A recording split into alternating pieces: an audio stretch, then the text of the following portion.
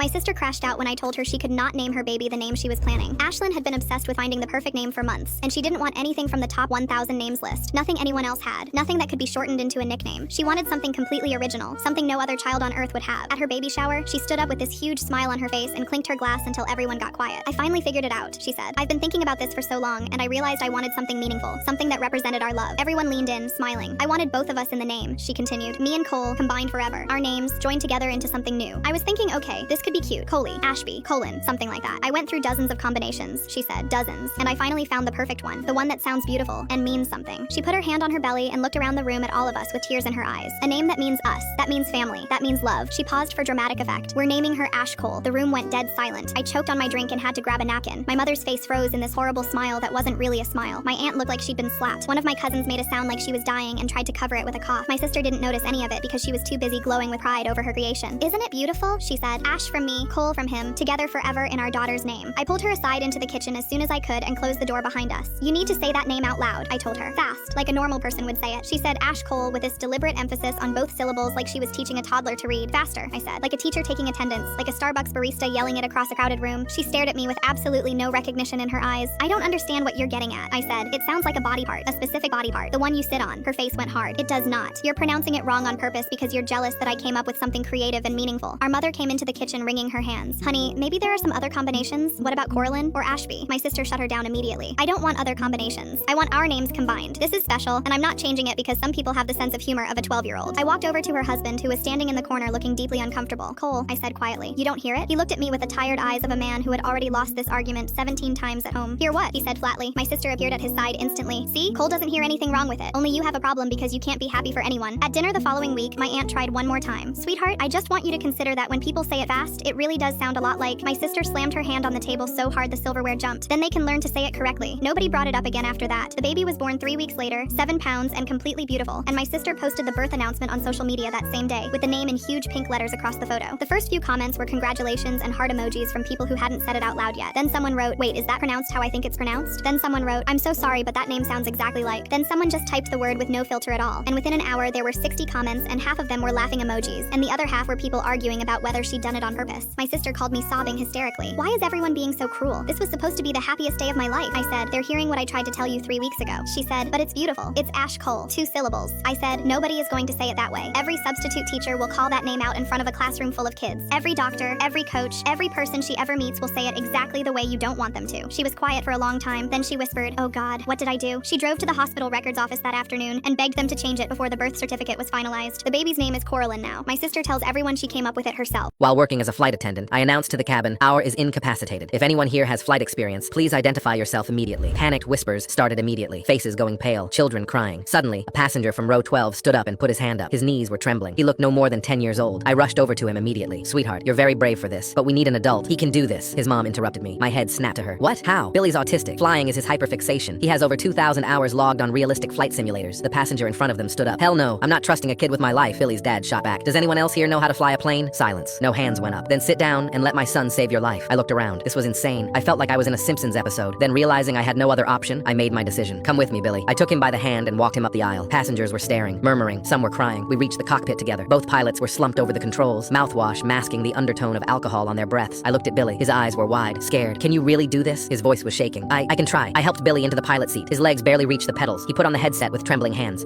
Tower? This is flight." He looked at me. "What flight is this?" 428. Billy turned back. "This is flight 428. I'm Billy. Both pilots can't fly. I'm going to try to land." I stood behind him, watching, my heart pounding. The tower responded. "Billy, what's your age and flight experience?" His voice got quieter. "I'm 10. I have 2,000 hours on Microsoft Flight Simulator. I know this plane, I think." There was a long pause on the radio. "Okay, Billy, we're going to help you. What's your altitude?" Billy checked the instruments flawlessly. 32,000 feet. Fuel says 34%. Airspeed is 420 knots. I had no idea if those numbers were right. I just stood there praying. "Good job, Billy. Now we're going to start descending slowly. Try tilt gently for me." Billy started the descent, but the plane dipped suddenly. My stomach dropped as I lunged forward, but Billy caught it. Sorry, not used to the real thing." Behind us, I heard screaming from the cabin. I ran back. Passengers were panicking. "A child is flying the plane. Both pilots are drunk." Billy's dad stood up. "Everyone listen. My son knows this plane. He's 10. His mom stood too. "This is his special interest. He's been studying aircraft since he was 4. Billy's dad again. "Anyone else want to volunteer?" Silence. I went back to the cockpit. Billy was wiping tears with one hand, still holding the controls. "Tower, where do I go?" "Reagan International. 15 minutes out. You're doing great, Billy." "I'm scared." I put my hand on his shoulder. "Me too, but you're doing amazing." The plane shook violently. I grabbed the back of the seat. Billy gripped the controls. "What's happening?" "Just wind shear, Billy. Keep it steady." Billy adjusted, hands shaking, but smooth. I watched the altimeter dropping. 10,000 feet, 7,000 feet, 5,000 feet. Billy, deploy flaps at 5,000. Yeah, I remember from the game. He pulled the lever. The plane shuddered. I held my breath. Landing the plane was the most dangerous part, where even experienced pilots were prone to crashing. 3,000 feet, 2,000 feet. Deploy landing gear. Okay.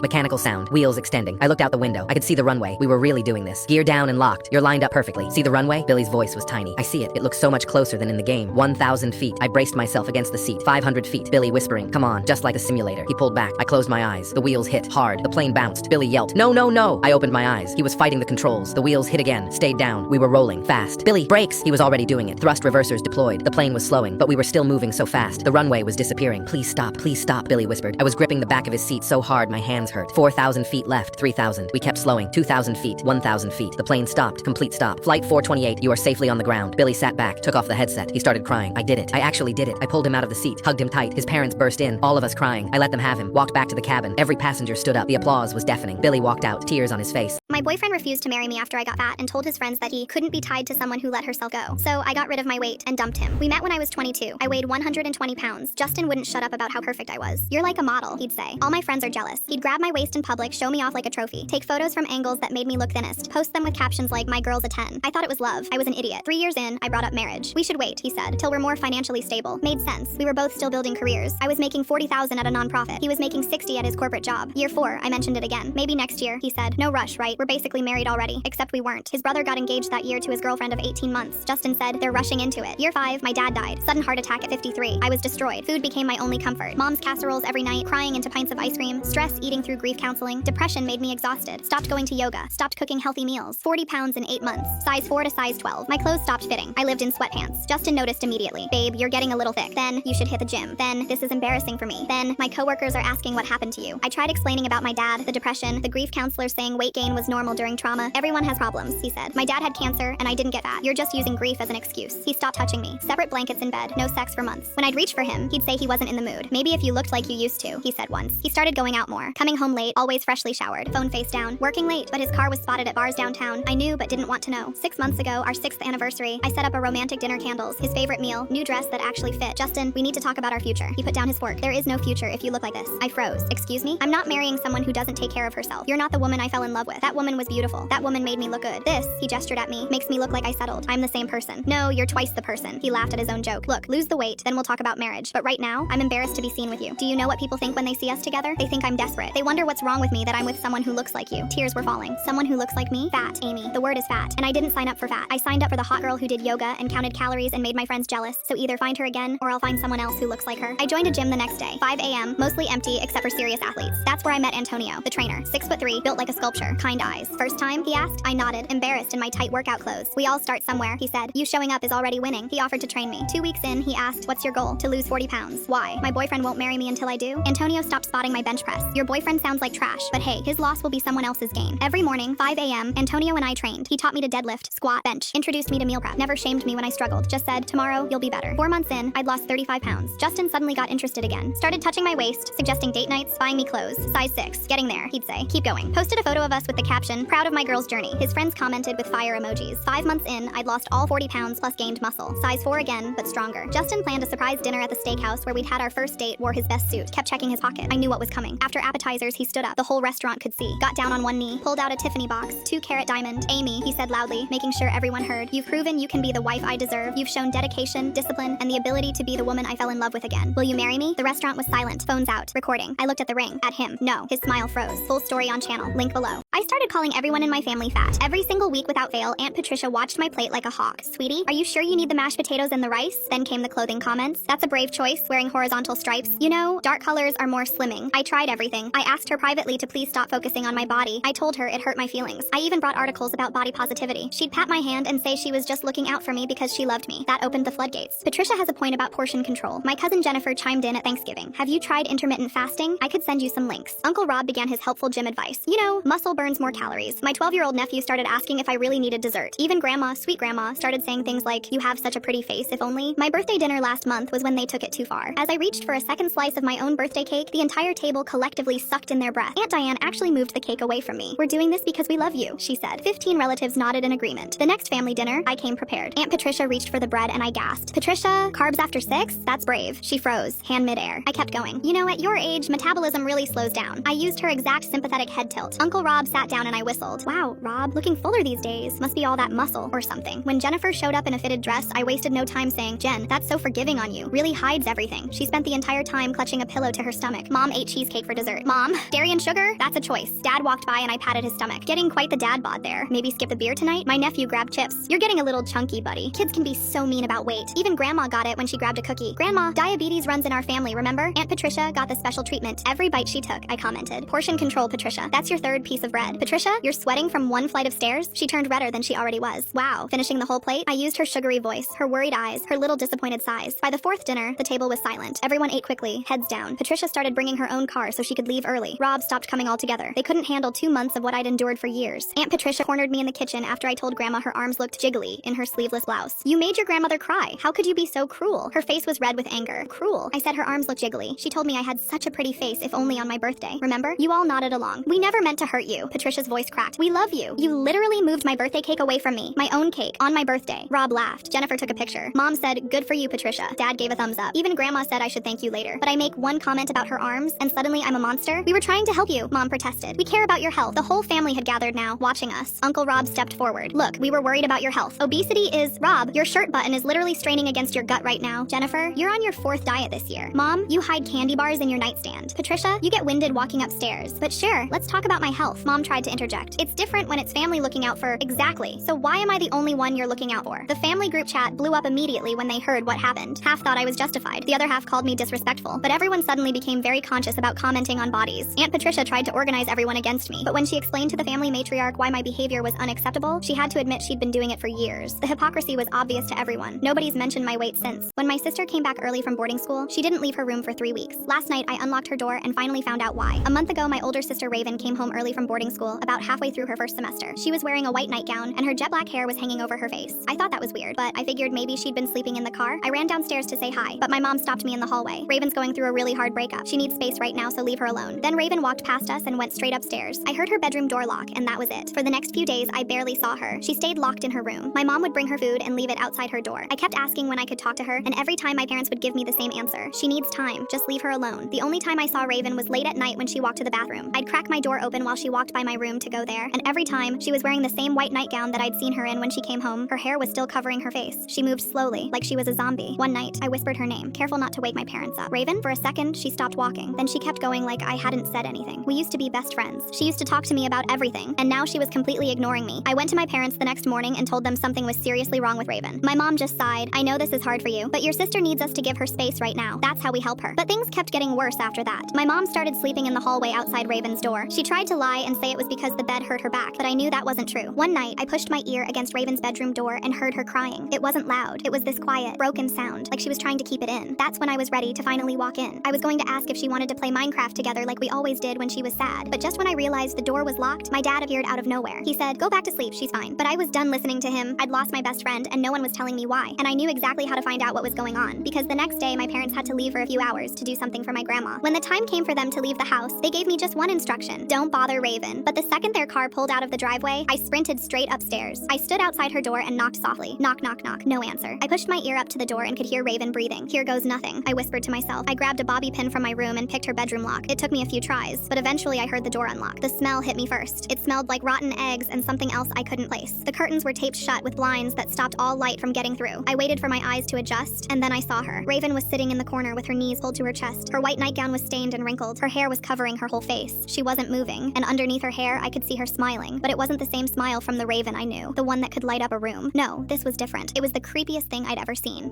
Hey, I stammered, trying to walk closer to her. Hi, she responded, and somehow her smile widened even more. But somehow none of that was even the craziest part, because that's when I started to look around her room. There were hundreds of printed screenshots taped everywhere. All of the messages that she'd received from people in her boarding school, they were horrible. People calling her disgusting, telling her to disappear, saying they sent the photos they'd taken of her in the bathroom when she thought she was safe to everyone. I turned back to Raven, and she was looking at me now. Suddenly, she began to rock back and forth, even making the floorboards creak. Her voice came out quiet and cracked. They're still sending them, every day. I can't make it stop. I heard my parents come home and immediately ran out of her room. I haven't been inside since. Mom took away everyone's car keys for safety. The real reason ruined our family. Mom waits until Dad and I are eating breakfast to announce we can't drive our own cars anymore. Starting today, we all carpool together everywhere, no exceptions. I just got my first car 2 weeks ago after saving for 3 years at Subway, while Dad needs his truck for his contracting business. But Mom's practically shaking, saying she read about a family that got in 3 separate accidents in 1 month. She demands our car keys right there at breakfast. Dad protests because he has job sites all over the county, but Mom starts crying about how she can't lose us. and we cave because she's literally sobbing on her knees. I'm 18 and finally had freedom. Now I'm back to being driven around like I'm 12. She says families that travel together stay together. She takes both keys and drops them in her purse, declaring she'll be the only driver from now on. Mom works from home doing online marketing and has all the time in the world to drive us around. This will keep us all safer, she says. Her phone vibrates and she shuts it off completely and says, I'll be going for a long drive tonight. Dad asks if she's okay, but she says no and needs space to process some things. For weeks now, she's been gone more than she's home, always driving somewhere, returning looking exhausted and hollow. She doesn't realize she just cornered herself. Day 1 and I missed my shift because Mom had to drop Dad at his job site first, then drove the complete opposite direction to get me to work. My manager says one more late arrival and I'm fired. Dad lost a bathroom renovation job because Mom insisted on picking him up at exactly 3 p.m. for my dentist appointment. The client hired someone else who could stay until the job was done. Week 2, I got fired from Subway after being late 4 times. When I tell Mom I lost my job, she says, I don't care, family safety is forever. Dad slams his fist on the table, but she won't budge. Mom drives us everywhere, but always takes this weird detour through Springfield, adding 20 minutes to every trip. Says it's safer than the highway, but that neighborhood is nowhere near anything. She slows down past certain houses, checking her mirrors constantly like she's looking for someone. Dad glances around. Your ex Carlos lived around here, right? And Mom's hands tighten on the wheel so hard her knuckles go white. Week 3. I notice Mom leaves the house at night after we're asleep. I hear the garage door at 2 a.m., but when I check in the morning, she claims I was dreaming. She's constantly checking local Facebook groups on her phone, specifically the Springfield community page, quickly closing it when we walk by. Dad finds a baseball cap in her car he's never seen before. Mom says she found it in the supermarket parking lot and was going to turn it into Lost and Found, but there's no Lost and Found at the grocery store. Week 4, she makes us wait in the car for 15 minutes in the Springfield area while she checks something. We watch her walk around the block 3 times, slowing down at one specific spot each time. Dad's getting suspicious. What's she looking for over there? Week 5, and Dad's had enough after losing another client. He texts me during class. Meet me in the parking lot, NOW. I find him sitting in his friend's car. Get in. We're following your mother. I've never seen him this serious. She left for groceries 20 minutes ago. Same direction as always. We stay 3 cars behind as she drives straight to Springfield. No grocery store in sight. She parks and walks to the corner of 2 streets. Dad's face darkens. Carlos definitely lived near here. Is she stalking him? We park a block away and watch Mom approach a specific spot on the sidewalk. She kneels down on the ground in front of what we think is a house. She's lost it. Completely lost it, he mutters. We get out and start walking toward her. Mom's been there for 10 minutes now, just kneeling on the sidewalk. As we get closer, I see she's not in front of a house at all. There's a small memorial with flowers, stuffed animals, and a photo of a little girl. Mom's sobbing, arranging fresh roses among the weathered teddy bears. The photo shows Haley Chrysler, age 8, forever in our hearts. Dad freezes. What the hell? Mom spins around and sees us both standing there. Her face goes white. I can explain. The memorial has a date, 4 months ago. Same time Mom became obsessed with carpooling. Dad's voice is barely a whisper. Did you know this girl? Mom breaks down completely. I hit her. It was raining so hard she ran into the street chasing her ball. I couldn't stop in time. She's hyperventilating now. I panicked and drove away. I'm a monster. Dad steps back. You called a child? Mom's sobbing. The police are looking for a silver sedan. If you're always with me, I have alibis. That baseball cap she found? It fell off Haley when Mom hit her. Mom begs, please. I come here every night. Dad cuts her off, phone already at his ear. Police? I need to report a hit and run. What's the creepiest thing your sibling forced you to do? When I was 15, my older brother sat me down and said, I need you to be my girlfriend until I can get a real one. Lester was 18 and had never kissed a girl. He blamed everyone but himself, especially the girls at school who he said were too shallow to see his potential. He'd spend hours in his room practicing pickup lines in the mirror and rating girls from his yearbook based on their breeding potential. Our parents thought his obsession was normal teenage behavior and told me to be supportive when he complained about being single. They'd make me sit through his rants about being friend-zoned and nod sympathetically. When he started calling me pretty and saying I had the exact body type he was looking for in a wife, I thought he was just being weird. Everything changed the summer before his senior year when he cornered me in the kitchen. He said he'd figured out why girls didn't like him. He had no experience. He needed to practice on someone safe before approaching real girls, and I was the perfect solution. He laid out his plan like a business proposal. I'd pretend to be his girlfriend for practice sessions where he'd learn to talk to women, plan dates, and build physical comfort. He said, you already live here and you can't say no to family. When I said absolutely not, he got our parents involved, and they agreed it was a harmless way for me to help him build confidence. The practice sessions were disgusting right from the start. Lester would schedule fake dates where I had to dress up in outfits he picked that showed the right amount of skin. He'd make me sit through candlelit dinners in our dining room while he tested pickup lines and practiced touching my hand, then my knee, then my thigh. Our parents would watch from the kitchen, proud of how seriously he was taking self-improvement. He'd rehearse conversations where I had to respond like different types of girls. Sometimes I was the virgin he needed to corrupt. Other times I was the experienced one who could teach him things. He'd critique my performances, saying I wasn't moaning realistically enough when he touched me. When I tried to make it obviously fake, he'd grip my wrist hard and say I was sabotaging his future. The physical practice escalated daily. Practice hugs became practice grinding. He'd say real couples touched everywhere. Real couples tasted each other. Real couples slept in the same bed. When I complained to Mom, she said boys will be boys and that I should be flattered he found me attractive enough to practice with. He started making me sleep in his bed so he could practice cuddling positions. He'd press against me and say he was learning what girls wanted. He bought lingerie and expected me to model it so he'd know what to buy future girlfriends. He practiced unhooking bras on me because that's what smooth guys know how to do. It was survivable, barely, until I started dating Mark from my math class. For the first time, I understood what real affection felt like versus my brother's predatory rehearsals. Mark treated me like an actual person, not a practice doll, and he had the added bonus of not being my brother. When Lester found out I was seeing someone, he exploded. He said I was giving away his virginity to another guy. I refused to do any more practice sessions. I told him I had a real boyfriend now and didn't have time for his sick games. He tried to guilt me, saying I'd already let him do so much that stopping now was just cruel. For 2 weeks, I felt free. I'd barricade my door when Lester was home and spend all my free time with Mark or at friends' houses. Lester started following me on my real dates with Mark, taking notes and photos of how we touched. Lester completely lost it when he saw Mark kiss me goodbye after a date. He said I'd stolen his first kiss and given it to someone else. He convinced our parents that Mark was molesting me. They banned me from seeing Mark and grounded me indefinitely. Then Lester announced we needed intensive practice to prepare him for prom. He said seeing me with Mark proved he needed to practice everything before some girl humiliated him. Our parents supervised these sessions but always found excuses to leave. They'd go get groceries during practice makeout sessions. They'd take phone calls during practice undressing. When he started practicing taking off my clothes because I need to do it smoothly on prom night, Mom just reminded him to be gentle. When I tried to cover myself, they'd scold me for making Lester feel like a predator when he was just learning. One day Lester took me to the mall and introduced me to his friend as the girl I've been fucking. His friend laughed and said, yeah, I've seen the videos. But my uncle happened to be at the mall that day and he overheard and demanded to know what was going on. When the truth came out, my uncle took one look at my dead eyes and called the police. They found Lester's notebook documenting every practice session, including the videos he'd secretly recorded. My parents were arrested for facilitating abuse. I went to live with my uncle and testified at the trial. Lester still writes me letters from prison saying I owe him. My husband's mistress called me the help. When she showed up at our house, she didn't know I owned the company her father works for. My husband's mistress rang our doorbell Saturday afternoon, and when I answered, she handed me her coat and said, "Tell Richard I'm here," because she thought I was the help and not his wife of 12 years. I stood there holding her designer coat while she walked into my house like she owned it. Blonde, maybe 25, wearing a dress that cost more than most people's rent. She looked around our foyer and said, "This place needs updating. I'll talk to Richard about it." Richard is my husband. Was my husband. The man I built this house with, brick by brick, working 2 jobs while he finished medical school. The man who apparently had a mistress young enough to be his daughter, who thought she could redecorate my home. "Where's Richard?" she asked, not even looking at me. "He's not here," I said. "Well, when will he be back? I don't have all day." "Who are you?" I asked, even though I was starting to piece it together. "I'm Alexis, Richard's girlfriend." "And you are?" "The help, apparently." She laughed. "Well, yes, obviously. Though Richard usually has better dressed staff." "Are you new?" "Staff. In my own home. Wearing my regular Saturday clothes, jeans, and a college sweatshirt, I apparently looked like the help to this child." "I've been here 12 years," I said. 12 years? Richard's only lived here for 5. "Try 12, she rolled her eyes. "The help always exaggerates their tenure. Just tell Richard I'm here. I'll be in the living room." She walked into my living room, sat on my couch, put her feet up on my coffee table. The coffee table Richard and I bought at an estate sale our first year of marriage. We finished it together in the garage. "Could you bring me some water?" she called out. "With lemon, not too much ice." I brought her water. "No lemon, too much ice." She sighed like I'd personally offended her. "Is Richard training you?" "This is not how he likes things done." "How does Richard like things done?" "Properly, efficiently, with respect for his guests." "Are you a frequent guest?" "I'm here every Tuesday and Thursday when his wife is at work. Sometimes Saturdays if she's at her book club." "I don't have a book club. Haven't worked Tuesdays or Thursdays in 2 months since I changed my schedule." Richard didn't know about the change. "You seem to know a lot about his wife," I said. She laughed. "I know enough. Older, let herself go. Boring. Richard's only with her for the convenience. Cheaper to keep her than divorce her, he says." "He says that?" "All the time. She trapped him young, before he knew better. Now he's stuck with some frumpy woman who probably doesn't even know what Botox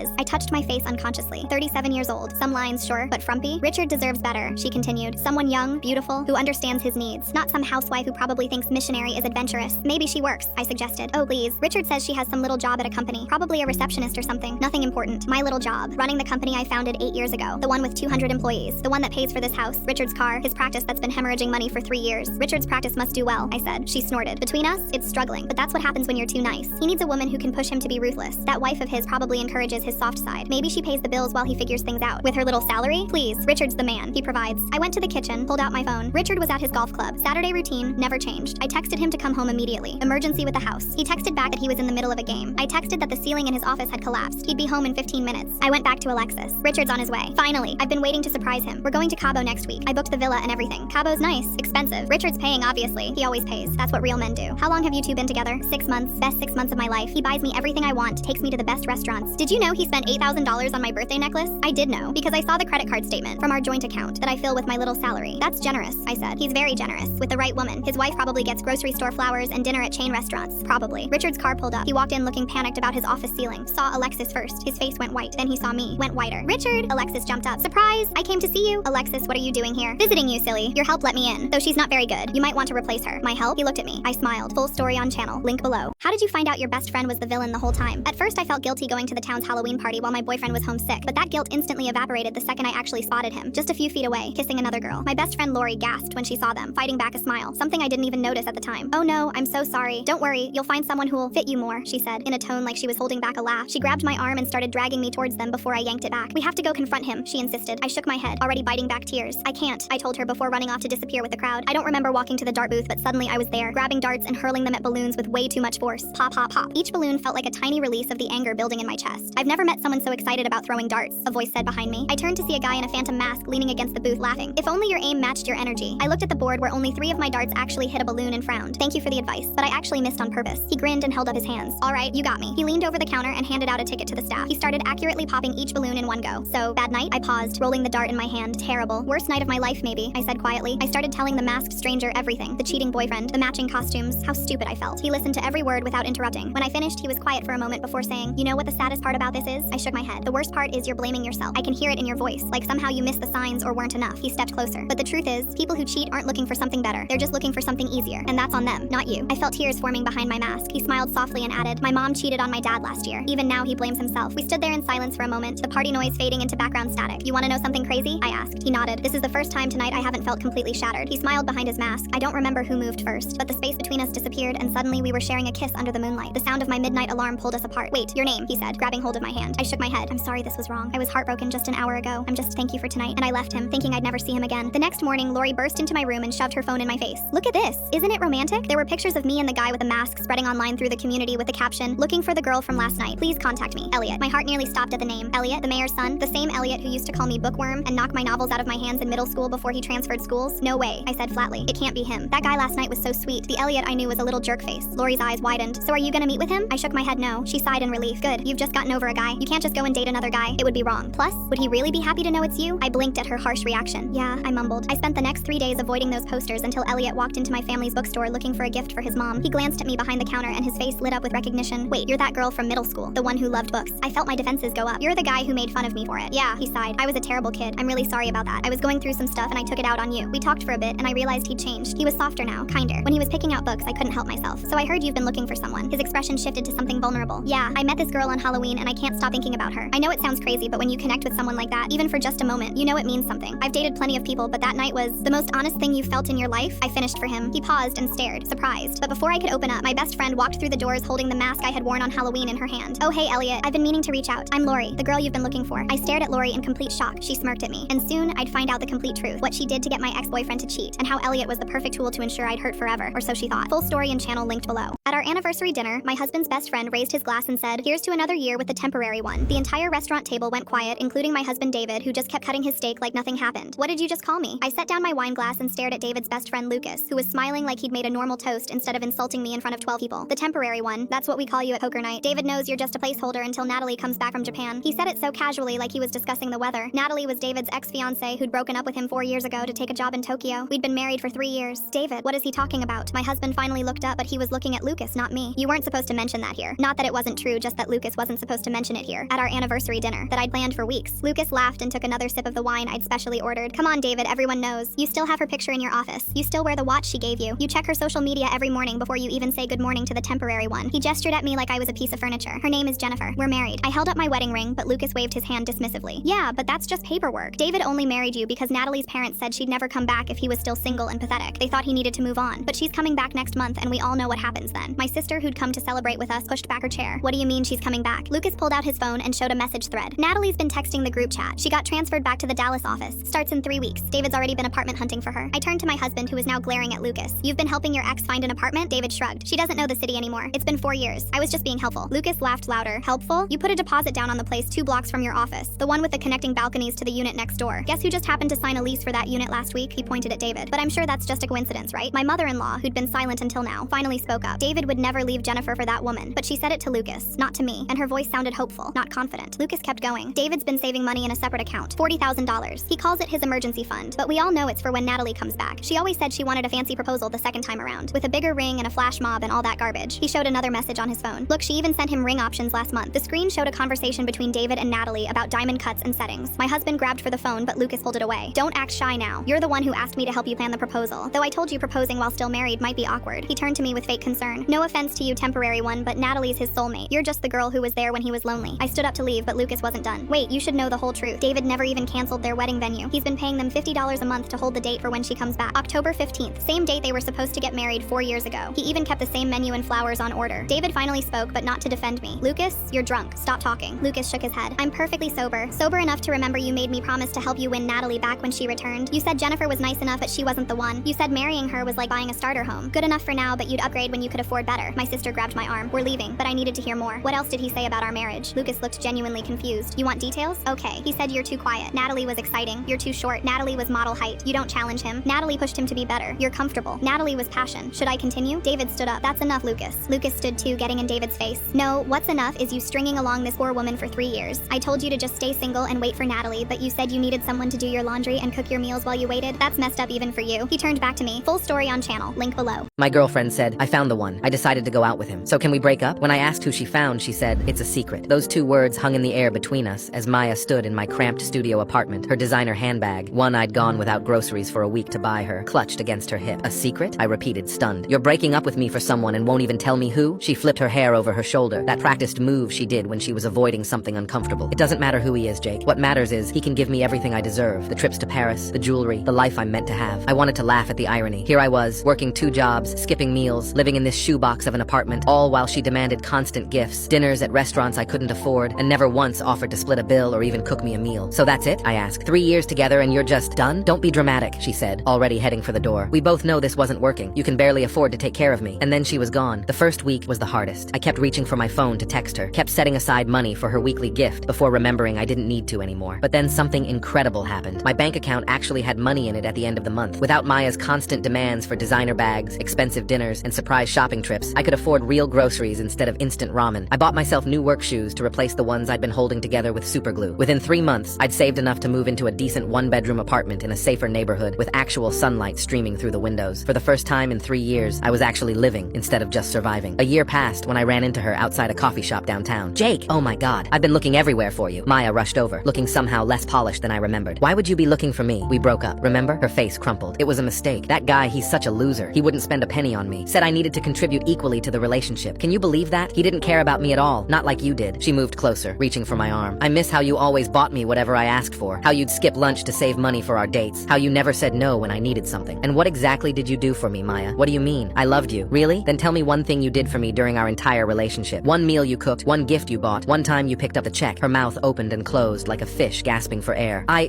That's not fair. Love isn't about keeping score. You're right, it's not. But it's also not about one person bleeding themselves dry while the other takes and takes. I'm done being your ATM, Maya." I started to walk away when she called out desperately, "It was your brother. The guy I left you for was Daniel." I froze. My older brother Daniel, the successful lawyer who could buy Maya's precious designer bags without thinking twice. I spent the entire way home thinking about what she said, trying to figure out why my own brother would do this to me. The second I entered my apartment, I called him. Daniel answered on the first ring, like he'd been expecting my call. "You dated Maya, my ex?" "What the hell, Dan?" He was quick to explain. "Listen, Jake, I never touched her, never spent a dime on her either. I told her I believed in equal partnerships and watched her lose her mind. You're too stubborn to listen to anyone telling you she was using you, so I had to show you. Could I have gone about it a different way? Yes, but you needed to see who she really was." I stood there in silence, processing everything. I told him I was glad he did that and then hung up. What's the stupidest way you've seen a millionaire lose everything? What's the most expensive way someone's ego destroyed their home? I warned a billionaire his mansion was about to flood, and he accused me of trying to milk him for money. I renovate old mansions, and as I'm updating a kitchen, opening walls, I find original 1960s pipes, so corroded they're basically rust sculptures. But here's the kicker. Someone hooked up brand new luxury fixtures upstairs to these death traps. My pressure gauge reads 95 psi, way too high. These pipes are holding back a tsunami by sheer luck. This house is about to become an aquarium, and the owner has no idea. I went upstairs to the owner's office. "Mr. Rothwell, hedge fund manager. Exactly what you'd picture." "Mr. Rothwell? Not now. Working. This can't wait. I found corroded pipes behind your kitchen wall." He spun around, annoyed. "Let me guess. Bob needs more money." "It's Robert. And no, your pipes are about to fail catastrophically." I showed him the photos. Original 60s plumbing, corroded to nothing. "Someone connected your new bathroom to these." He waved his hand. "Someone? You mean my Italian contractors? The ones I paid 300 grand? Yes, they made a mistake. These pipes can't handle modern pressure." He laughed, actually laughed. "Mistake? Marcello DeLuca doesn't make mistakes. He's done governor's mansions, celebrity homes. Sir, look at the pressure gauge. 95 psi through pipes rated for 50. That's like," he cut me off. "Like what? Like putting a race car engine in a junkyard heap? Is that your professional opinion?" The sarcasm dripped. I stayed calm. "When these burst, and they will burst, water will shoot out like a fire hose. Destroy everything." He stood up, big man, intimidating. "You know what destroys everything? Contractors who see deep pockets and get ideas." I pulled out the pipe piece. "This is from your wall. Squeeze it." He wouldn't touch it. "I don't need to touch your rusty trash. I've got Marcello's guarantee." "His guarantee won't stop your house from flooding, but your scare tactics might line your pockets, right?" I tried once more. "Your insurance requires you to fix known problems. If you ignore this," he interrupted. "If I ignore your shakedown, is that what you mean?" "This isn't a shakedown. It's a warning." "Sounds like a threat to me." He picked up his phone. "Security to my office. Now." They were there in 30 seconds. Must have been right outside. "Sir, you need to leave." "What about my tools?" "What tools?" Rothwell smirked. "I don't see any tools." As they marched me out, he yelled, "You're finished. Done. I'll call every homeowner in the zip code. You'll be lucky to get work fixing doghouses." I sat in my truck, hands shaking from humiliation. Wrote a formal warning letter on company letterhead. Listed every problem in detail. The corrosion levels, the pressure readings, the imminent failure. Drove back and found Maria at the service door. She looked around nervously. "Mr. Rothwell was very angry. If he finds out I helped you, I understand, but people could die, Maria. Please put this on his desk." She took the letter with trembling hands. I attached my business card. "When the pipes burst, call 911 first, then me." She nodded and slipped both into her apron. "I'll put it with his morning mail. Thank you." Before leaving, I photographed the water meter. Usage was off the charts, the numbers spinning like a slot machine. These photos would matter later. 6 weeks later, Rothwell's hosting his charity fundraiser with 200 guests in black tie. The autumn rains had been heavy that week. Extra pressure on already failing pipes. He's mid-speech about excellence when bang, water explodes through the ceiling. Brown water everywhere. The Monet gets soaked first, then the walls give way. Water cascading down the marble staircase while guests run and slip in their formal wear, screaming. Lights shorting out brings total darkness. Fire department arrives, ordering everyone out. Rothwell just stands there watching his mansion flood. The insurance investigator called me 2 weeks later. He'd found my warning letter in Rothwell's desk. Maria had saved it from the trash after he'd crumpled it up. The water meter photos confirmed dangerous usage patterns. Claim denied. $1.8 million in damages, including a $500,000 art collection. His wife left him with the kids. "You destroyed their inheritance over pride." Rothwell tried suing me for sabotage, but the judge threw it out immediately. My letter was evidence. The first month, my phone stayed quiet. Rothwell had made good on his threats. Then the insurance report spread through the wealthy community. Suddenly, everyone wanted the contractor who tells the truth. 6 months later, I drove past. For sale sign on the empty lawn. Such waste. My phone rang. "Are you the one who warned Rothwell?" "Yes, good. We need someone honest. I still don't enjoy being right. Just wish he'd listened." My boyfriend went to Vegas instead of my cancer surgery and posted single and ready to mingle. He's terminally single now. My boyfriend Jake had been planning this Vegas trip for 3 months. Not 3 months before my diagnosis. 3 months after. He'd known about my surgery date the entire time but kept telling his friends it was flexible, that I could reschedule if needed. "The boys only get together once a year, babe," he'd said while browsing flight deals on his laptop. "This cancer thing will work itself out around our plans." The trip was supposed to be 5 days of poker, drinking, and strip clubs with his college roommates. When the surgeon called with with my surgery date, Jake was sitting right next to me. February 15th, 7 a.m. check-in. The tumor was growing faster than expected. We needed to move quickly. Jake pulled out his phone and checked his calendar. That's the same morning as my flight to Vegas. Can't you get them to do it the week after? The nurse on the phone went quiet. Sir, this is time sensitive. Tumor removal doesn't wait for vacation schedules. Jake rolled his eyes and mouthed the word dramatic at me. After I hung up, he immediately called Nolan. Slight situation with Ashley's surgery thing. She's trying to guilt me into canceling. But don't worry, I'm not that whipped. Nolan laughed through the phone. Good man. Bros before medical procedures. The night before surgery, Jake was packing his suitcase while I filled out my pre-op paperwork. He'd bought new swimming trunks and those ridiculous light-up sneakers he thought made him look 25 instead of 35. Hey babe, he said, folding his party shirts. You don't really need me there anyway, right? It's just a routine thing. You'll be unconscious the whole time. I reminded him it was a 4-hour surgery. Major organs were involved. Recovery would be brutal. Jake zipped his suitcase. That's what nurses are for. Plus, your mom will probably show up. She loves playing the worried parent. It'll give her something to do. At 5 a.m., while I was getting ready to leave for the hospital, Jake was doing push-ups in the living room. Gotta look good for the pool parties, he explained. Can't show up in Vegas with a dad bod. His Uber to the airport arrived at the same time as my taxi to the hospital. He kissed my forehead quickly, careful not to mess up his hair gel. Text me when you're out, but not too many times. International roaming is expensive. I wasn't going to Canada. Vegas was 3 states away. But Jake had already grabbed his bags and headed out the door. His friend Rico was picking up Nolan and meeting him at the airport. They'd coordinated their outfits. I checked into the hospital alone. The intake nurse asked for my emergency contact. I gave her my cousin Diana's number. She lived 2 hours away but promised to drive down after work. The nurse frowned at the forms. No spouse or partner listed. I have a boyfriend. He's in Vegas. The nurse's expression changed to something between pity and disgust. The anesthesiologist came to prep me. He went through the risks, the complications, what could go wrong. Who's waiting for you? He asked. My cousin might make it by tonight. He made a note in my chart. The surgery took 6 hours, not 4. Complications with the tumor location. It had wrapped around more tissue than the scans showed. I woke up alone in recovery, disoriented and in pain. The nurse checking my vitals mentioned that no one had called to check on me. My phone had 14 notifications. 13 were from my credit card company about unusual charges. One was from Jake, a photo of him at a blackjack table with the caption, "Living my best life." That evening, Diana finally arrived. She was horrified. Where's Jake? Why isn't he here? Vegas. Boys trip. She pulled out her phone immediately. I'm calling him. The call went straight to voicemail. He'd turned off his phone to avoid roaming charges that didn't exist. The second day post-op, while I was learning to walk again, Jake posted an Instagram story from a pool party. The caption read, "Single and ready to mingle." His friends were tagged. The location was tagged. The bottle service girls were tagged. I was not mentioned anywhere. The billing department came by on day 3. There was an issue with my insurance. The policy showed Jake as my domestic partner, which meant he needed to authorize certain coverage as the primary on the account. We'd been living together 3 years. He'd insisted on adding me to his plan because it was cheaper than me having my own, but now he wasn't answering his phone. The insurance company tried calling him 6 times. Each call went to voicemail. The hospital administrator came to my room. Without authorization, you'll be responsible for the full amount. We're looking at approximately $200,000. Can you try reaching Mr. Kelly again? Jake finally answered on day 4 of his trip. Not because the hospital called, not because Diana had left 17 voicemails, but because his credit card got declined at a casino ATM and he needed me to transfer money. Full story on channel, link below. When my adopted daughter invited us to dinner, she said, "Dad, I want you to meet my birth mother, Natalie." She hadn't told us Natalie would be there, and my husband Robert froze when this woman walked in looking exactly like our daughter Megan, but 20 years older, while Megan stood there smiling like she'd done something wonderful. I thought it was time you met. After all, she's my real mother. She said real like it was a knife she was twisting, and I'd raised her since she was 3 years old. Natalie walked straight to Robert and hugged him like they were old friends. "I've heard so much about you. Megan says you're the most amazing father." Unlike her adoptive mother who's been so cold to her, I hadn't been cold. I'd been the one who stayed up with ear infections and taught her to read and paid for college, but Megan had been rewriting history. "We should go." I stood up, but Megan grabbed my arm. "Don't be rude. Natalie came all this way to meet my dad. She wants to thank him for raising me when she couldn't." But the way Natalie was looking at Robert wasn't grateful, it was calculating. "Megan tells me you're unhappy in your marriage. That must be so hard." Robert looked confused. "I never said that. We're very happy." Megan laughed. "Dad, you don't have to pretend. You told me last week that Mom was becoming distant, that you felt lonely." He'd said that after I'd been working double shifts at the hospital for a month to pay for Megan's graduate school. That's not what I meant, and you know it. But Megan had already moved on to showing Natalie photos on her phone. "Look, this is Dad at the beach last summer. Doesn't he look great for 45? Natalie touched Robert's arm. "You really do. Megan said you work out every morning. I love athletic men." I watched my daughter feeding information to her birth mother like she was setting them up. "What's happening here?" Megan smiled innocently. "Natalie's been through a hard time. Her husband left her with nothing. I thought maybe Dad could help with some legal advice since he's a lawyer." Robert did handle divorces, but this felt wrong. "She's staying at that awful motel downtown. Dad, you always said we should help people in need. Maybe she could stay in our guest room?" I said absolutely not, but Megan had tears in her eyes. "She's my biological mother. She gave me life. Don't we owe her something?" Natalie dabbed at her eyes. "I don't want to impose. Megan just said you had room and Robert wouldn't mind. She said you probably wouldn't care since you're never home anyway. I worked at a hospital saving lives, but apparently that made me absent." "Megan, what are you doing?" She stood up and put her arm around Natalie. "I'm helping my real mother who needs support, and helping my dad who deserves someone who appreciates him." That's when I understood. She was trying to replace me with Natalie. "You're trying to break up our marriage?" Megan rolled her eyes. "Your marriage has been dead for years. Dad deserves better. Someone who puts family first. Someone like Natalie who gave up everything for her children." Natalie had given up nothing. She'd been 19 and addicted to pills when she'd abandoned Megan at a fire station. "She abandoned you. We raised you." But Megan shook her head. "She made a sacrifice so I could have better. Then you swooped in and took me from her." "Nobody swooped. We'd adopted her through the state after her birth mother's rights were terminated. Dad, Natalie loves cooking. She made your favorite meal, the one Mom never makes anymore. It was pot roast, which I'd made every Sunday until Megan became vegetarian and demanded we all stop eating meat in the house." Robert stood up. "We're leaving." "Megan, this is sick. You're trying to set me up with your birth mother?" Natalie grabbed his hand. "I know it seems sudden, but I feel such a connection. Megan's told me everything about you. Your favorite books, your morning routine, that birthmark on your shoulder." I stared at my daughter. "You've been spying on your father for her?" Megan shrugged. "Natalie deserves deserves to know the man who raised her daughter, and Dad deserves someone young and fun. Natalie's only 38. You're 49, Mom. The age gap makes more sense with them. She'd done the math on replacing me. Plus, Natalie wants more kids. You had a hysterectomy. Dad could have the big family he wanted. Robert had never wanted more kids. We'd discussed it extensively. Megan, we chose you. We didn't need more kids, but she wasn't listening. Natalie's been taking care of herself. She does yoga. She doesn't stress eat like Mom. I'd gained 15 pounds during the pandemic while working in the ICU watching people die. She's interesting. She traveled before she had me. Not like Mom, who's never left the state. I hadn't traveled because we'd spent everything on Megan's education and therapy and activities. Dad, Natalie's lease is up tomorrow. She needs somewhere to stay. If Mom really loved you, she'd want you to help. That's when Robert exploded. Full story on channel. Link below. The boy who terrorized our school announced he'd be dead by 18. I never expected to be the reason he changed his mind. I was sitting in class when Felix, the school bully, stood up in the middle of class and spilled my iced coffee all over my textbooks. Everyone laughed. The teacher just sighed. Felix, sit down please. I was left to just clean it up by myself. You see, Felix got away with everything because everyone knew he had cystic fibrosis and the doctors told him he was probably going to die by age 40. So the teachers felt too guilty to ever punish him. And I guess it didn't help that Felix told everyone he was going to end his own life on his 18th birthday by his own terms. But in junior year, everything changed. We were sitting in class when it happened. Beep, beep, beep. The intercom crackled. School lockdown. This is not a drill. The teacher barricaded the door. Students were crying. Someone vomited. We all got down on the floor and hid under the desks. Everyone, except for Felix. While everyone texted their parents their final goodbyes, Felix stayed sitting at his desk, whistling to himself. After 10 minutes of thinking we were on the verge of death, nothing else happened. The SWAT team came, but they couldn't find the shooter. When they announced that school was going to continue as usual, I looked at Felix, who had a slight smile on his face. I instantly knew he was somehow behind it. When school was over, I found him alone by the lockers, still smirking to himself. I should have walked past. I didn't. Why did you do that? The words came out harder than I meant. He looked up at me, amused. Why do you care? I don't. I just don't get it. He shrugged. I'm gonna be dead in 2 years. Nothing I do matters. I stared at him, and maybe it was the emptiness in his voice, or the way he said it like he was talking about the weather, but something in me cracked. If nothing matters, I said, then why not try actually living? Why not care about someone? His green eyes pierced into mine. He lifted up the sleeve of his shirt, covered in bruises. Guess where I got these? I rolled my eyes. Let me guess. Some dumb motorcycle accident that you did because you're going to die anyway. He laughed, but it sounded empty. No, but nice try. They're from my dad. He turned around and lifted up his shirt, covered in scars. He spoke. All of these are from my dad. He's a drunk. Tears filled my eyes. I'm sorry. He interrupted. So tell me, why should I care about others when no one cares about me? I'm going to die in 20 years. I'm halfway through my life, and no one cares about trying to make me happy. They just want me to make them happy. I care, I blurted, unsure what to say. That's when I saw it. The slight smile on his face. I figured you'd say something like that. I didn't know what to respond with. He walked away while my heart pounded with a mixture of adrenaline and guilt, but something changed after that. The next day, he dropped a candy bar on my desk. It was Hershey's Cookies and Cream, aka my favorite. I blinked at it, then at him. What is this? You buy this every Friday, he said, right after your mom gives you your allowance. I felt my stomach lit. I had never told him that. How did you know? I asked. He smiled that same smile. Dunno. I laughed nervously while his eyes stayed locked on mine. From that day on, Felix started showing up everywhere. He'd lean against the locker next to mine, say something that made me roll my eyes, then walk off before I could respond, and I'd think about it for hours. One night, he texted me out of nowhere. You looked stressed in third period. Bad day or bad teacher? I typed back, how do you even notice these things? His reply came fast. Hard not to. I didn't know what to say. Weeks passed like that. Him appearing, me pretending I wasn't waiting for him to talk to me. Inside jokes that made no sense to anyone else. Late night calls where we talked about everything and nothing. And underneath all of it, a constant quiet dread I couldn't shake. Because every time I looked at him, I remembered the promise he made. He was going to be dead by 18. That was the deadline, and it was getting closer. Then his birthday arrived. I texted him at exactly midnight to see if he'd be alive. Happy birthday, I sent, with the firework iMessage effect, but he didn't respond. I told myself not to overthink it because he probably didn't end his own life like he said he would. But the next morning, he wasn't at school. By the end of the day, I'd called Felix 6 times. Nothing. I couldn't eat dinner, couldn't focus, couldn't stop imagining myself at his funeral. But that night, while I watched Chainsaw Man to distract myself, I heard it. A tapping on my bedroom window. It was Felix. I opened it, and he immediately crawled in. I whisper shouted, what the hell are you doing here? How did you even know where I lived? He smirked. Since when do you have to tell me something about you for me to find out? I wanted to hit him. I wanted to cry. I wanted to ask why he put me through the worst day of my life. But all that came out was, you're here. Yeah, I took a deep breath. It's past your birthday. You said you'd be dead. I know what I said. I rolled my eyes. Okay, hello? Then why are you here? He wasn't smirking anymore. He stepped closer. Close enough that I could see he hadn't slept either. My breath caught. Turns out, he said quietly, some people are worth staying alive for. That was 3 years ago. He's 20 now. Still here and still mine. My rich parents died and left behind a Kahoot quiz to determine who'd inherit their fortune. Mom and dad were worth millions, built their company from nothing, lived in a mansion that looked like it was ripped from Architectural Digest. Every family gathering was a networking event where my siblings would pitch their latest business ideas or drop hints about their financial struggles. The 4 of us had always assumed we'd split everything equally when they died. We assumed wrong. The lawyer's office was packed. My brother Beckham flew in from Dubai where he was closing deals. My sister Harley interrupted her honeymoon in Bali. My other brother Felix brought his lawyer, already prepared to contest whatever the will said. I came straight from my shift at the hospital where I work as a nurse. Your parents left specific instructions, the lawyer said, pulling up a projector screen. Your inheritance will be determined by your score on this quiz. A Kahoot game loaded on the screen. Family trivia, 50 questions. The lawyer handed us tablets. This is insane, Beckham said. They can't be serious. Question 1, the lawyer read. What was your mother's middle name? I typed Lorelei. Felix typed Lauren. Beckham and Harley were frantically texting each other. The results flashed on screen. Only I got it right. Question 2, what was your father's first job? I typed janitor. My siblings put various tech positions. Wrong, wrong, wrong. By question 10, the pattern was clear. Beckham had 3 correct, Harley had 2, Felix had 4, I had 10. What medication did Mom mom take daily. I knew it was metformin for her diabetes. My siblings didn't even know she was diabetic. Dad's biggest fear? Heights. He told me during our monthly lunches when my siblings were too busy to show up. The name of mom's chemotherapy nurse? Alyssa. I knew because I went to every appointment. Mom had cancer? Harley yelled. This is bullshit. Beckham stood up. How are we supposed to know mom had cancer? She never told us. She did, I said quietly. At Sunday dinners. You just never came. The questions got more personal. What made dad cry at his 70th birthday? I typed, when no one but Jocelyn, me, showed up. Correct. What was mom's favorite book? The one I gave her last Christmas. My siblings hadn't given gifts in years, just sent assistants with gift cards. Where did your parents have their first date? The diner on 5th Street. Dad told the story every anniversary dinner. I was the only child who attended them. Beckham threw his tablet down at question 30. This is rigged. You obviously helped them make this. When did your parents renew their vows? Last summer in their backyard. I was the only witness. My siblings were at various retreats, conferences, and yacht parties. What surgery did dad have in 2019? Triple bypass. They were all too busy to visit. I took 3 weeks off work. The final question appeared. What did your parents value most? I typed, being seen as people, not checkbooks. The final scores flashed. Me, 48 out of 50. Felix, 7 out of 50. Beckham, 5 out of 50. Harley, 4 out of 50. The lawyer clicked to the next screen. A video message from my parents appeared. If you're watching this, we're dead, Mom said with her dark humor intact. And you've just discovered that only one of you actually knew us. Every question was something we shared with you, Dad added. Every answer was a conversation you chose not to have. Jocelyn gets everything, Mom continued. $10 million, the houses, the company, everything. My siblings erupted. Felix threatened lawsuits. Beckham called it elder abuse. Harley accused me of manipulation. Felix grabbed my arm. You conniving bitch. You played them. Isolated them from us. I yanked free. Isolated them? They had cancer and diabetes and heart surgery. Where were you? We had lives, Harley screamed. Careers, families. You had greed, I said calmly. Every time you showed up, you had your hand out. Business proposals, loan requests, bailouts. You treated them like ATM machines with pulses. Beckham slammed his fist on the table. We're their children. You deserved nothing. You earned nothing. You couldn't even be bothered to know mom's middle name while spending her money. The lawyer broke up our fight by handing me another envelope. Inside was a handwritten note from Mom. You got 2 questions wrong. My biggest regret and Dad's proudest moment. My biggest regret was raising 3 children who only called when they needed money. His proudest moment was when you became a nurse instead of joining the company. You chose helping people over easy money. My siblings are still in court trying to contest a Kahoot quiz. She left me for a rich guy and invited me to her wedding, so I showed up with a surprise that left both of them crying. I dated Tilly for 4 years. We lived in a tiny apartment with a broken heater and a shower that only ran hot for 6 minutes. I was working at a tech startup making $42,000 a year. She worked at a boutique selling overpriced candles. We talked about marriage constantly. I was saving for a ring. Then I came home early one Thursday and found her in our bed with a guy named Vincent. He was 38, drove a Porsche, and owned 3 restaurants downtown. Tilly didn't even look guilty. She looked relieved. Vincent sat up and said, "Sorry, man, but she was always out of your league." Tilly nodded. Actually nodded. "He's right, OP. I've been settling. Vincent can give me the life I deserve." I moved out that weekend. I assumed things would be rough for a while, but they weren't. That same week, my startup got acquired. I sold my part of the company for $6.2 million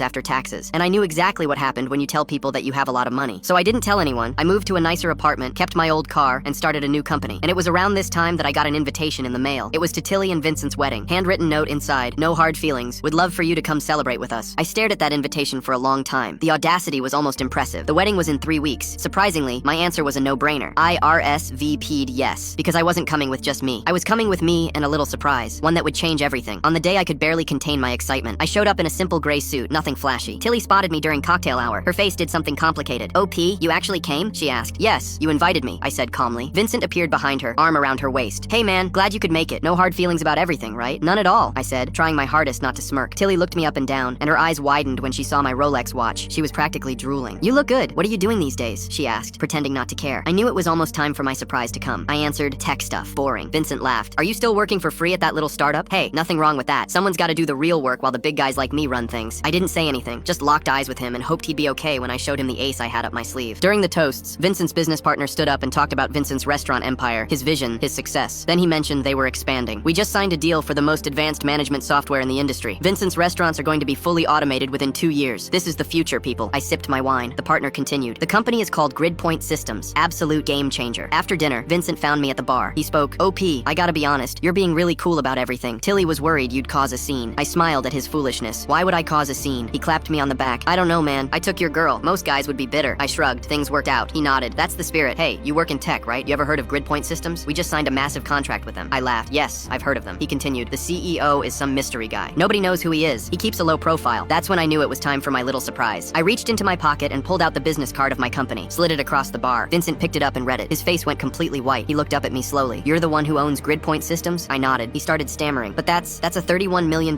company. That's the company we just signed with." I corrected him. "We're closer to $34 million now, and I look forward to working with you." Tilly appeared beside Vincent and looked at him. "What's wrong? You look sick." Vincent couldn't speak. He just handed her my business card. I watched the color drain from her face as she realized I owned a $34 million company. She whispered, "You said you were still at the startup. I thought you were broke." I shrugged again, trying to hold back my laugh at her reaction. "Anyway, congratulations on the wedding. The venue is beautiful." My phone buzzed twice on the drive home. Tilly's number. I blocked her. I bought the ugliest wig I've ever seen. Now my parents are furious and demanding I fix what I did to my copycat twin. So Jess didn't just copy me, she literally became me. And I don't mean the harmless twin thing where we coincidentally buy the same shirt or blurt out the same thought. I mean she watches me live my life like she's studying for a test, then takes the exam and somehow gets a better grade. It's been like this since before I can remember, and everyone just thinks it's cute. By middle school, the copying got worse. I'd finally made my own friends, people who knew me without Jess around. But Jess started showing up and mimicking everything about me like a parasite, from my laugh to my hand movements to how I tucked my hair behind my ear. Within a month, my friends were inviting both twins to everything, to be fair, and I'd lost the only space that was supposed to be mine. Then came sophomore year. I told Jess I liked Nate from math class, and made her promise not to tell anyone because I just needed someone to talk to. The next day, everyone at school knew, but it got worse when Jess started flirting with him herself, going to his basketball games and laughing too loud at his jokes. When he finally asked her out, she actually asked if I minded, saying, "What? You said you liked him, so I wanted to see why." After that, I never told her secrets again, but college was the final straw. Senior year, Jess was obsessed with California and had pictures of UCLA and beaches all over her room, so I secretly applied to East Coast schools only. When I got into Boston University, I thought I was finally free and told my family at dinner while everyone celebrated. 2 weeks before graduation, Jess made her announcement, "Surprise! I got into BU too. We can be roommates." She'd applied behind my back using my essay ideas and activities, and now I was trapped again at the school that was supposed to be my escape. That was 2 years ago. Now we're sophomores sharing a dorm room I never wanted, and living a life that still doesn't feel like mine, with one exception, my boyfriend Cole. We'd been together 4 years since junior year of high school, and he was the only thing Jess couldn't touch. Then Halloween night, I was dying in bed with the flu, temperature 102, and couldn't keep water down. So when Cole texted about skipping the party to bring me soup, I told him to go have fun since I'd be passed out anyway. 2 a.m., my phone explodes with texts from everyone at the party asking why I'm there with Cole, and then my roommate sends a video of Jess in my Red Devil costume grinding against him in the basement of Sigma Chi before they start making out and leave together. Cole showed up at 6 a.m. still drunk, confused why I was in bed when he'd just dropped me off at my dorm, claiming she said she was me and knew private details. His excuse was pathetic, and we both knew it because drunk or not, after 4 years you know which twin you're kissing. But Jess just smirked the next morning and said, "Can't blame him for not knowing the difference. Maybe you two weren't as solid as you thought." That was it, the last piece of me I had left, completely gone. I stayed in bed for days, too sick to fight, still trapped in a dorm with a girl who'd taken everything. 2 weeks later, my friend Kira finally dragged me out of bed because she said I needed to get out of the dorm. We ended up in a Halloween clearance store where I started trying on wigs while Kira shopped. Then I put on this hideous mushroom bob with pink undertones, the kind of haircut that screams, "I make bad decisions and own 7 cats." Kira burst out laughing and said I looked like a completely different person. That's when it hit me. Staring at my reflection in something so ugly, Jess would never copy it unless she thought I'd done it first. I had an idea that gave me energy for the first time since Cole. I bought it, spent an hour getting the perfect selfie angle to hide the wig edges, and posted it on Instagram with "Fresh start, fresh cut." Jess monitors my social media obsessively, and exactly as expected, her text came in 47 minutes. "OMG, what did you do? I know it's crazy, but I love it." I typed back. "I feel so free. Like finally I'm becoming who I'm meant to be." She was already taking the bait, asking where I went, so I named a real salon downtown and told her I'd asked for something editorial. Best decision ever. You should totally try something new too. 3 days later, I walked into our parents' house for Sunday dinner to find Jess at the table, proudly showing off her new permanent mushroom cut to our cousin. It was somehow worse than the wig, with shorter, choppier layers that stuck out at weird angles like the hairdresser had really committed to the editorial vision. The moment she saw my long hair, her face shifted from proud to horrified as the realization hit. You said you cut it. You said you loved it." "I do love it," I said, sitting down calmly. "On you." She cried and screamed while our parents demanded I cut mine to match for fairness, but I just smiled and refused. Jess is stuck with that ridiculous mushroom cut for at least a year, and everyone can tell which twin is which. What made the girl's girl turn her back on every girl who needed her? We all knew Hallie would let the world burn if it meant keeping girls safe. She literally treated female friendship like a sacred religion. She'd walk wasted girls home from parties, share her last tampon with girls she'd never met, and somehow knew which guys to avoid before anyone else did. Every girl had her number saved for emergencies because they could all count on her to fix things. There was this one time at lunch when the football players were ranking girls by their bodies out loud. Hallie walked right up to their table, took photos of all of them, and announced she'd post them on the school's parent Facebook page with exactly what they'd been saying, unless they apologized to every single girl individually. That was Hallie's whole identity. She lived for female solidarity. She'd stay up all night talking girls through breakups, pretend to be someone's girlfriend to get creeps to back off, fight with teachers who dress-coded girls unfairly. During junior year, when the cheerleaders started that toxic diet competition, Hallie brought homemade cookies every day until they stopped weighing themselves. The girls would cry on her shoulder, trust her with their darkest secrets, and she'd treat protecting them like her life's purpose. Then winter break passed, and Hallie showed up wearing headphones, staring at her phone, completely ignoring the circle of girls who'd been waiting to tell her their break drama. When Neve ran up crying about her boyfriend cheating, Hallie literally stepped around her and kept walking. She didn't hold the door for the freshman girl carrying too many books, didn't smile back at anyone. During lunch, Amira was sobbing about her parents' divorce, and Hallie would have normally dropped everything to comfort her, but she sat alone the entire time. The worst part was when Sienna fainted in the hallway from not eating. Old Hallie would have been the first one there. This Hallie glanced over, watched the nurse handle it, and went back to her homework. Girls kept approaching her all day. Summer needed a tampon. Hallie shrugged and said she didn't have one. Freya asked for a ride home because she felt unsafe. Hallie said, "Call an Uber," without looking up. We all thought she was going through something heavy. Maybe seasonal depression, maybe family problems. Some girls organized an intervention. They cornered her after school with flowers and her favorite coffee. Hallie took one look at them and said, "I'm not interested," just that, then walked to her car. Days turned into weeks. The girls went from concerned to desperate. They made a schedule to check on her, left notes in her locker, even got the counselor involved. Hallie told the counselor she was focusing on herself and there was nothing wrong. When that didn't work, they told one of our teachers. She asked Hallie why she wasn't helping organize the Women's Empowerment Assembly. Hallie responded, "That's not my responsibility anymore." Then we all found out what happened during a massive New Year's Eve party at Wyatt's house. Hallie had gone with her closest friends, prepared to be designated driver and protect anyone. But then someone spiked her drink and she started feeling really sick and disoriented. She'd managed to lock herself in an upstairs bathroom when she realized something was seriously wrong. Hallie had texted the group chat with her friends, the ones friends she called her soul sisters. She'd typed, "Please help, something's wrong. I think someone put something in my drink. I'm scared. I locked myself in Wyatt's bathroom. Please come get me now." Then another, "I can't stand up properly. Please hurry." Then, "Someone's trying to get in. Please." Amira has responded with, "Are you sure you didn't just drink too much?" Neve wrote, "We can't leave right now. There's guys from State College here." Sienna said, "Just throw up and you'll feel better." Peyton wrote, "We'll check on you in a bit." Not one of them came upstairs to check. They were 30 feet below her, taking shots with random guys while she was trapped and terrified. Hallie had spent 4 hours in that bathroom, fighting to stay conscious, vomiting, terrified someone would break down the door. She'd called 911 herself eventually, barely coherent. The paramedics found her severely dehydrated and had to carry her out. The girls hadn't even noticed the ambulance. They were already at the next party. They'd texted her the next day asking if she was okay, like they hadn't watched her beg for help in real time, like they hadn't chosen guys they'd just met over her safety. My girlfriend mocked my cooking until her roommate said, "Marry him before I do." She suddenly became a food critic. My girlfriend insisted I cook for her roommate's birthday dinner at our apartment. I'd been planning the menu all week, but she kept reminding me not to go overboard with the fancy stuff because Lexi preferred simple food. The second I started prepping in the kitchen, setting up my mise en place and heating the cast iron, my girlfriend grabbed her phone and sprawled on the couch. "I'm ordering sushi for myself," she announced without looking up. "Your food's always too heavy." I watched her scroll through TikTok while I worked on the carbonara from scratch, making fresh pasta and whisking eggs with pecorino romano. "Smells incredible in here," said a voice from the doorway. Lexi had come home early from work, dark hair pulled back, still in her office clothes, the type who actually appreciated effort when she saw it. "Oh my god," she said, moving closer to the stove. "Are you making pasta from scratch?" She actually watched me work, not the polite glance people usually give. I didn't know guys our age even knew how to cook like this. My ex could barely make cereal. We started talking about food while I finished the dish. She'd traveled through Italy last summer. Rome, Florence, Bologna. Real interest, asking about techniques and ingredients. "Have you always cooked like this?" Lexi asked, leaning against the counter. "I'd love to learn sometime." "Your girlfriend is so lucky." My chest tightened. My girlfriend had never once asked to learn anything I made. Not once in 2 years of dating. I'd even catered her office party last month, and she'd introduced the food as something we picked up. "Does she eat my food?" I asked. Lexi's expression shifted slightly. "Well, she mentioned you cook a lot." She paused. "Actually, now that I think about it, I've never seen her eat anything you've made. She's always getting takeout when we hang out." That hit harder than expected. I cooked 5 nights a week and ate most meals alone. Lexi must have seen something in my face because she stepped closer. "That's her loss. This looks restaurant quality." "It's nothing special," I said, plating the carbonara. From the living room, I caught my girlfriend glancing over while pretending to watch Netflix. Her eyes narrowed slightly, seeing Lexi and me talking. Lexi noticed too and smiled. Well, looks like someone finally noticed you exist." My girlfriend looked away quickly, turning the volume up on the TV. "You know what?" Lexi said, taking a bite of the pasta. Her eyes literally closed. "This is the best thing I've eaten in months." She looked directly at my girlfriend. "Girl, if you don't marry him, I will. This is insane." She took another bite, then raised her voice just enough to carry. "Seriously, I would wife you up just for this carbonara alone. Do you cater?" "Because I have single friends who would pay good money to date a guy who cooks like this." The effect was instantaneous. My girlfriend appeared in the kitchen faster than I'd ever seen her move. Her face flushed red. "Since when are you two so friendly?" she demanded, positioning herself between Lexi and me. Lexi shrugged with practiced innocence. "Since I discovered what I've been missing. Your boyfriend's a literal chef and you're ordering sushi?" My girlfriend grabbed a fork like she was claiming territory. "I eat his food all the time, actually." She took a massive bite of the carbonara, overacting like she was in a commercial. "Babe, this is amazing. Why didn't you tell me you were making this?" "I did tell you. 3 times. You said it was too heavy," I said. "No, I meant the sushi was too heavy," she said quickly, already pulling me away from Lexi. "Can we talk?" Now, Lexi watched us with amusement. "I'll just be here, eating this incredible meal that someone cooked with actual skill and love that any smart woman would appreciate." My girlfriend practically dragged me to our bedroom. "How long has Lexi been flirting with you?" she hissed, closing the door. I said she wasn't. She just really enjoyed my cooking. "She's been coming on to you this whole time." "How would you know?" I said. "You haven't looked up from your phone during a meal in months." "That's not true. I Instagram your food all the time." "No, you Instagram restaurant food. Name one dish I've made that you've actually tried." Her mouth opened, then closed. The chicken thing? I've never made a chicken thing. I've been vegetarian for 3 years. The silence that followed was deafening. She stared at me like she was seeing me for the first time. "Lexi's right, isn't she?" she finally whispered. "I don't even know you." I turned back toward the kitchen where someone actually wanted to share a meal with me. "No," I said. "You never bothered to try." "Men, when was the last time you cried?" My #1 dream in life was always to be a dad. Ever since I was a little kid, I dreamed of the day I'd be drinking coffee out of my father's day mug, reading my kids bedtime stories, and throwing them in the air before giving them ice cream for dinner. That dream came true 5 years ago. My wife gave birth to a baby girl named Isabella. We spent that night by her side, singing off-key lullabies and changing her diapers. Every night I talked to Isabella about how lucky I was to have her, and how there's no ocean I wouldn't cross for her. Unfortunately, things turned sour very quickly. My wife developed postpartum, and it was bad. The doctors told us she might experience mood swings, but promised it wouldn't be much more than that. But within 8 months of Isabella being home, my wife began lashing out. Seemingly overnight, she became angry, erratic, borderline schizophrenic, and violent. She'd throw things, scream at Isabella for crying, curse me out. She tossed our picture frames against a wall and screamed she was going to call Isabella, that this was all her fault. I remember giving her a double dose of sleeping pills without her knowing. It sounds bad, but I couldn't put Isabella in danger. The next day, the day Isabella nearly died, started at 7 a.m. when I sat my wife down. "Please, let's see a doctor," I begged. I told her I loved her, but she needed help. My wife's eyes stayed stone cold. Before I knew it, she was shouting again, screaming that this was our daughter's fault and that I loved Isabella more than I loved her. I tried to take her hand, but she bit me. She ran upstairs towards Isabella's room with a knife in her hand, and I had to physically push her down and run into the room myself. I locked it and held Isabella for hours while my wife stabbed and pounded at the door. By this point, Isabella was already traumatized. She barely responded to me. The silly faces she used to laugh at now resulted in empty stares. Her cries were quiet, scared whimpers. She wasn't the happy kid growing up in a warm, loving home I dreamed of. She was a scared, terrified girl who had stopped crying just to not give her mother a reason to yell. well. I remember feeling like a failure looking into her eyes that day while her mother banged on the door. I couldn't go on like this. I decided I was done. Not just because my wife was banging on the door or because the police were coming, but also because Isabella spoke her first words that day. Stop, she said. I was confused at first, but then it hit me. Throughout the first 8 months of her life, she'd heard me begging her mother to stop more times than she heard Mama or Dada. That's why she was saying stop. My heart shattered, but by the time police had arrived, my wife already looked like the victim. Once she realized officers were on their way, she'd bruised herself in the bathroom and told them I did it. They believed her and placed Isabella into her arms while I was led away in handcuffs. I screamed and resisted my whole way out, and it's only at the police station did I prove my innocence. You see, my wife didn't know about the cameras in Isabella's room, the ones I installed out of fear. It didn't take long for officers to see what had really happened. They gave my Isabella back to me, but by the time I got her, it was basically too late. There were red handprints on her back. Her legs were bruised. Her ribs were broken. Her mother had laid hands on her repeatedly. I took my baby to the hospital where they had to hook her up to machines. I used every dollar to my name to keep my baby alive. My wife went to prison for 7 years, which felt like a slap in the face, but Isabella got better. It took her a few months, but I finally brought her home. I used the little money I had left to rent a cheap one-bedroom apartment, and I thought this was it. We were finally free. Her mother couldn't bother us anymore. Then the 7 years my wife was imprisoned for passed. I'd spent those 7 years doing everything I could to make sure Isabella grew happy, and I did well. She went from being afraid to cry to bawling her eyes out when she needed a diaper change. Soon, she started hugging me and demanding cuddles. By the time she was attending school, she refused to sleep until I told her a story, and then came the day that changed everything. I came home from work on a random Wednesday to find her drawing. She told me to close my eyes and wait, and when she told me to open them, I burst into tears. It was me and her as stick figures, holding hands, with "Best Dad Ever, I Love You" written on top. I looked up at her, and her brown eyes sparkled. I scooped her into my arms and nuzzled her into my chest, trying to hold back tears, but I couldn't do it. I cried on her shoulder. She wiped my tears with her sleeve and told me if I was crying, she needed to cry too. She then burst into a dramatic fake cry that made me laugh. It was the best day of my life. Sadly, what followed was the worst day of my life, because not even a week later, her mother contacted me. She wanted Isabella and was taking me to court for full custody. Full story on channel linked below. My sister pointed at me and told the family, "Tomorrow she officially becomes pregnant with our baby." I looked her dead in the eye and said, "The only thing getting transferred tomorrow is you to a psychiatric ward." Everyone in the living room started clapping at my sister's announcement like this was normal. Mom pulled out a binder with medical documents and hospital schedules. "We've already paid the clinic and signed all the contracts on your behalf," she said, sliding the papers across the coffee table. I snatched them up and saw my signature on every single page. My handwriting, my signature. Except I'd never seen these documents before in my entire life. "I never agreed to any of this," I said, standing up and backing toward the door. My sister just smiled and said, "Of course you did. We talked about it last month, remember?" I absolutely did not remember because it never happened. My dad announced, "The appointment is tomorrow at 9 sharp. We'll all drive together as a family." I ran for the front door, but my brother was already blocking it. "Come on, don't back out now," he said. Everyone in this room contributed money to pay for the procedure. My sister's husband moved to block the back door while Mom stepped between me and the garage. They'd cornered me. The procedure was happening in less than 24 hours, and my entire family was making sure I couldn't escape. I shoved past my brother and made it to the hallway, but my sister caught up and grabbed my shoulder. "You're being so dramatic right now," she said. "It's just 9 months of your life and then I get to be a mom." I spun around and said, "You're completely insane if you think I'm going through with this." Dad pulled out his phone and showed me the bank transfers. $25,000 to the fertility clinic. "We already paid everything up front and it's non-refundable," he said. "If you don't show up tomorrow, we lose all of the money." My sister started crying those fake tears she'd perfected since childhood. "I can't have kids naturally and you're my only sister, my only hope. How can you be so selfish?" Her husband put his arm around her and glared at me like I was the villain in this situation. My brother showed me texts from our extended family, aunts and uncles and cousins all congratulating me on my sacrifice. Grandma had apparently donated $5,000 toward the medical costs. They'd told everyone. The entire family believed I'd volunteered for this. Mom grabbed both my hands and said, "We even picked out names already. If it's a girl, we're naming her after you." That's when I noticed the overnight bag by